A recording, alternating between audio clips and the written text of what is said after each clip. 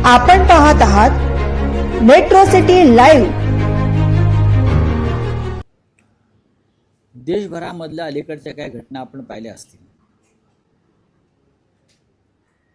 तर या देशातल्या अनेक भागातले अशा प्रवृत्तीचे लोक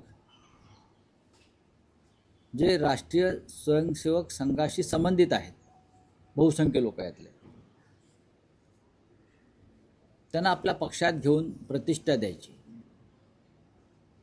हे भारतीय जनता पक्षाचं एक राष्ट्रीय धोरण दिसतंय मला वाटलं बदलापूरच्या शाळेमध्ये हा लैंगिक अत्याचाराचं प्रकरण घडलं होतं आणि बदलापूर 2 दिवस व त्यापेक्षा जास्त पेटत होतं। आंदोलन झालं, दंगल झाली, गाड्या थांबवल्या, मुख्यमंत्र्यांना हस्तक्षेप करावा लागला, राजकारण्यांना तिकडे पाऊल ठेवू दिलं नाही। ज्या शाळेमध्ये हा सर्व प्रकार घडला त्या शाळेच्या संचालकांनी संबंधित मुलगी आणि तिच्या आईची तक्रारसुद्धा घेऊ नये, पोलिसांनी यासाठी दबाव आणला होता। भारतीय जनता पक्षाच्या माध्यमातून एका अल्पवयीन मुलीवर अत्याचार झाला, ज्या शाळेच्या आवारात झाला किंवा शाळेच्या खोलीत झाला, त्या शाळेच्या संचालकांची काही जबाबदारी नाही का? त्यानंतर शाळेचे संचालक फरार झाले, मग ते ठरवून सरेंडर झाले। आता आम्हाला तर असं वाटलं की ते अजून जेलमध्येच आहे, पण आता तुमच्या माध्यमातून कळते की ते नगरपालिकेच्या सभागृहात रवींद्र चव्हाण त्यांना घोड्यावर बसून घेऊन चालले। काय चाललंय या महाराष्ट्रामध्ये? संपूर्ण देशामध्ये हे सुरू आहे। तुम्ही उत्तराखंडमध्ये अंकिता भंडारीचं प्रकरण तुम्हाला माहीत असेल, भारतीय जनता पक्षाचा एक प्रमुख नेताच त्याच्यामध्ये आहे, तिच्यावरती अत्याचार करून तिला ठार मारण्यामध्ये ते भाजपचे खासदार झालेले। आता इथे जे आपटे नावाचे ग्रस्त आहेत RSS आणि भाजपशी संबंधित, त्यांना लैंगिक अत्याचाराबद्दल काय भाजपने बक्षीस दिलं आहे का? इनाम दिलं आहे का? पूर्वी इनाम द्यायचे, तर अशी कृत्य करणाऱ्यांना इनाम द्या। ते निर्दोष सुटलेत का अद्याप? नाही। जर न्यायालयात खटला चालवून त्यांचं निर्दोषत्व सिद्ध झालं असतं तर त्याच्यावरती कदाचित आम्ही नसतो बोललो, पण अजून खटला पेंडिंग आहे, खटला चालवू दिला जात नाही भाजपकडून, हे पण तुम्हाला मी सांगतो। आणि भविष्यामध्ये यांना सुद्धा मुख्यमंत्री क्लीन चिट देतील। जर देवेंद्र फडणवीस यांना काँग्रेसबरोबर युती नको आहे, त्यांनी त्यांच्या लोकांवर कारवाई केली असं म्हणतात। जर देवेंद्र फडणवीस यांनी ओबीसीच्या पक्षाबरोबर आमचे वैचारिक मतभेद आहेत, आम्ही त्यांच्याबरोबर युती करणाऱ्यावरती कारवाई करू, मग लैंगिक अत्याचार प्रकरणातल्या आरोपींशी तुमची युती होऊ शकते का? ते पण त्यांना थेट तुम्ही स्वीकृत नगरसेवक करून पालिकेत पाठवताय। तुम्ही महाराष्ट्राच्या संस्कृतीवरती थुंकताय। महाराष्ट्राची संस्कृती आहे त्याच्यावर तुम्ही थुंकताय। काय संदेश देताय तुम्ही देशाला? आणि तुम्ही महाराष्ट्राचे रक्षण करते आहात, तुम्ही महाराष्ट्राचे राज्य करते आहात, हे तुमचं काम आहे। अत्यंत घृणास्पद प्रकार भारतीय जनता पक्षाने केलेला आहे। काँग्रेस, MIM ह्यांच्याबरोबर तुम्ही शेवटी छुपी युती केलेलीच आहे। आणि आता एका बाजूला लैंगिक अत्याचारात जे प्रकरण सगळ्यात जास्त या महाराष्ट्रात गाजलं आणि जनता हादरली, त्यातल्या आरोपींना तुम्ही तुमच्या पक्षात सन्मानानं घेऊन महानगरपालिकेत पाठवताय, ते पण स्वीकृत। लज्जास्पद प्रकार आहे। राज्याच्या प्रतिमेला काळिमा फासणारे कृत्य भारतीय जनता पक्ष करताय। लाडक्या बहिणींना 1500 रुपये देऊन तुम्ही असे व्यभिचार घडवताय। लाडक्या बहिणींना 1500 रुपये देऊन तुम्ही त्यांचे अब्रू विकत घेताय। बोलिये रामसाहेब, पुणे आणि पिंपरी चिंचवडमध्ये दोन्ही NCPची युती आहे। आज पहिल्यांदा असं बघायला मिळतंय की पुण्यात पत्रकार परिषदेत अजितदादा आणि सुप्रिया सुळे एका मंचावर शेजारी बसून वचननामा प्रसिद्ध करतात। कदाचित महापालिका निवडणुकांनंतर असाच एक मंच असू शकतो आणि देशाच्या राजकारणात नाही याच्या महाराष्ट्राचं एक वेगळं नाही, चित्र बघा की अजित पवार आणि सुप्रिया सुळे या एकत्र आहेत, बसलेल्या आहेत, याचं आश्चर्य वाटण्याचं कारण नाही. दोन पक्ष वेगळे आहेत, दोन भाऊ बहीण आहेत आणि दोन विभिन्न आघाडीतले हे लोक आहेत. एकमेकाच्या विरुद्ध वैचारिक लढाई लढणारे लोक आहेत. अजित पवार हे नरेंद्र मोदी आणि त्यांच्या विचारधारेचं समर्थन करतात. अजित पवार नरेंद्र मोदी, अमित शहा यांच्या राजकारणाचं, त्यांच्या लोकशाही विरोधी कृत्याचं, त्यांच्या संविधान विरोधी कृत्याचं, त्यांच्या पापाचं समर्थन करणाऱ्या आघाडीमध्ये. आणि दुसऱ्या बाजूला शरद पवारांचा जो पक्ष आहे तो या सगळ्यांना विरोध करतो आहे की नरेंद्र मोदी लोकशाहीची हत्या करतायत, अमित शहा हे यंत्रणांचा गैरवापर करून विरोधकांचा आवाज दाबतायत, अमित शहा, नरेंद्र मोदी हे हिंदू मुसलमान अशा धर्मांध विचारांच्या बरोबर आहेत आणि त्यावर निवडणुका लढतात. पण आता हे दोन पक्ष एकत्र होऊन निवडणुका लढतात.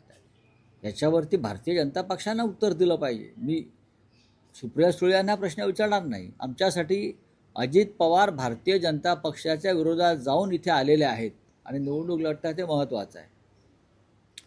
पण जर आता परवा आशिष शेलार हे अजित पवारांची सावरकरांवर शिकवणी घेत होते, मग अजित पवारांना शिकवणी लावली आहे का सावरकर विचारांची? मग जर शिकवणी लावली असेल तर मग तुमच्याबरोबर ते का नाही, ते दुसऱ्या पक्षाबरोबर का आहेत?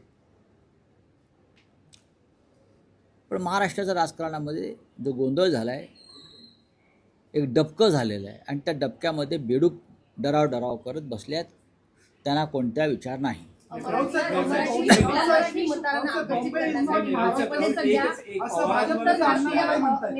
पवारांवरच प्रश्न आहे की तुम्ही असं म्हणतात की दोन्ही विचारधारा वेगवेगळ्या आहेत पण एकत्र व्यासपीठावर आहेत. तर हे चित्र बघताना तुम्हाला आश्चर्य वाटतं की खंत वाटते? नाही, आश्चर्य वाटायला नको आणि खंत वाटायला नको. सध्याचं राजकारण ज्या पद्धतीनं चाललेलं आहे, फक्त ये न केन प्रकारे माझी माणसं निवडून आली पाहिजेत यासाठी लोक एकत्र येत आहेत.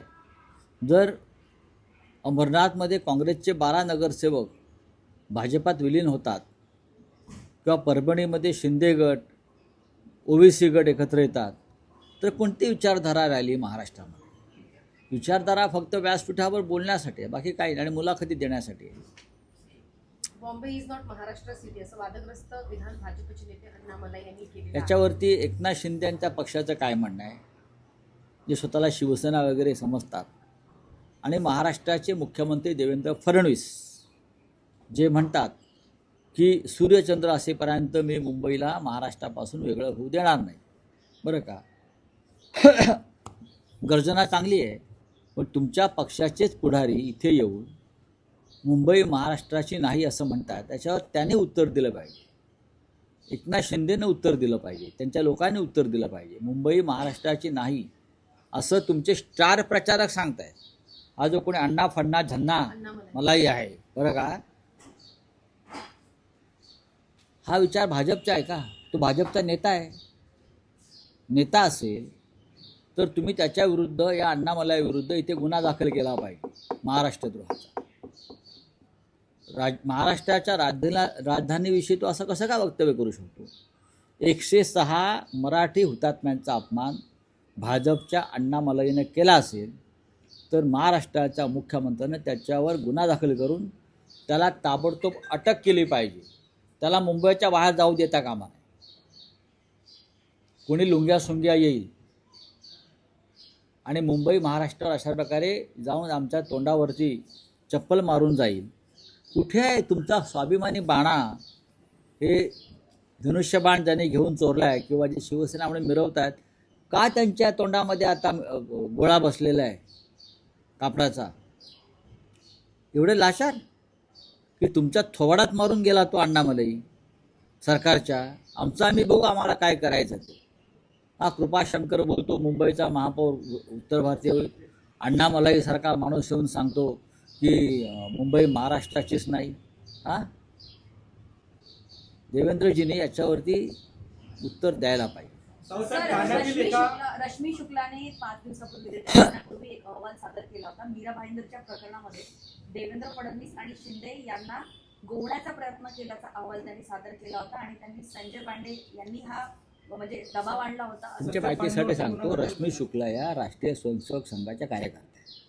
त्यांचं अख्खं कुटुंब हे भाजप आणि राष्ट्रीय स्वयंसेवक संघाचे कार्यकर्ते म्हणून ते काम करतात आणि त्या वर्दीतल्या संघाच्या कार्यकर्त्या होत्या. त्यांच्या अहवालावरती विश्वास ठेवता येणार नाही. तसं नसतं तर त्यांना एक्सटेन्शन दिलं नसतं ना, संघाच्या दबावामुळे दिलं. ते तिथे काय दिलं. चला आप हिंदी में बोलिए. एक मराठी प्रश्न आहे. देवेंद्र फडणवीस असं म्हणत आहेत की बाळासाहेब ठाकरेंचा जन्मही पुण्यातला होता, त्यामुळे तशी मुंबई ही माझी कर्मभूमी आहे बघा, असं फडणवीस म्हणत आहेत. अण्णामलाईवरच्या वक्तव्यावर आधी तुम्ही उत्तर द्या. मग जन्मभूमी, कर्मभूमी, धर्मभूमी काय ते आम्ही बघू. बाळासाहेब ठाकरेंचा इतिहास काढण्याचा तुम्ही भानगडीत पडू नका. त्या खोदकामात तुम्हीच गाडले जा. फडणवीस साहेब, तुमचा स्टार प्रचारक मुंबईत येऊन तुमच्या थोबाडीत मारून गेला अण्णामलाई, बरं का. आता तुम्ही त्याच्या लुंगीमध्ये तोंड लपवणार आहात का? सांगा ना. मुंबई महाराष्ट्राची नाही ही सुरुवात जे आम्ही म्हणतोय मुंबई तोडण्याचा प्रयत्न सुरू आहे भाजपचा, ही चाचपणी आहे. चला, थँक्यू.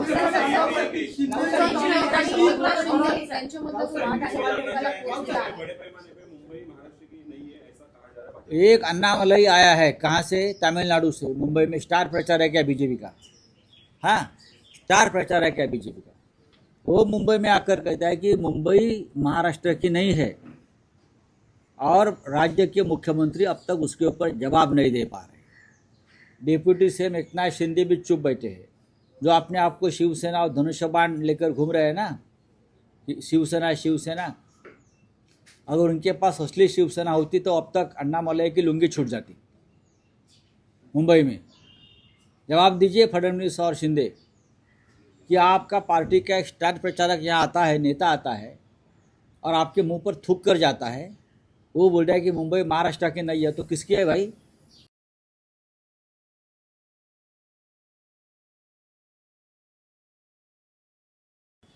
आप बताइए ना, किसकी मुंबई है? ये अण्णामलाई से हम सवाल पूछेंगे. अब वो अभी वो मुंबई में है क्या मालूम नहीं, भाग गया होगा डर के. उसके ऊपर एफआईआर लॉज होना चाहिए. जो महाराष्ट्र का और मराठी लोगों का अपमान किया है ये अण्णामलाई ने. कृपा शंकर एक बात करते हैं, अण्णामलाई एक बात करते हैं. क्या आप मुंबई हमसे तोड़ना चाहते हो मराठी लोगों से? चलिए.